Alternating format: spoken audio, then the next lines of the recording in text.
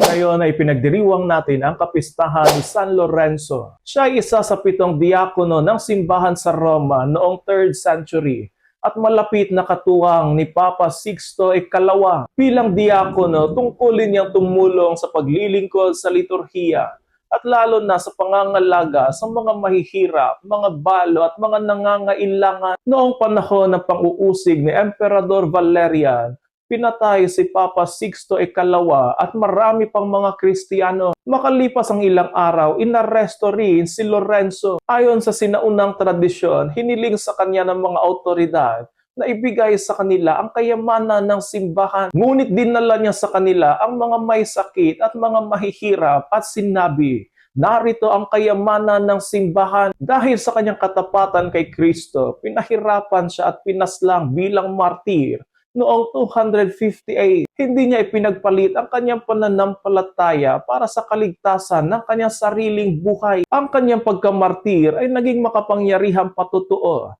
na ang tunay na kayamanan ng simbahan ay hindi ginto o ari-arian, kundi ang mga taong minamahal at pinaglilingkuran ni Kristo. Itinuturo sa atin ni San Lorenzo ngayon na ang tunay na pananampalataya ay dapat makikita sa paglilingkod, lalo na sa mga mahihirap. Ang pagiging malapit kay Jesus ay nangangahulugan din pagiging malapit sa mga nangangailangan. Naway tularan natin si San Lorenzo sa kanyang tapang, sa kanyang pagiging mapagbigay, at sa kanyang katapatan kay Kristo hanggang wakas. San Lorenzo, diakono at martir, ipanalangin mo kami.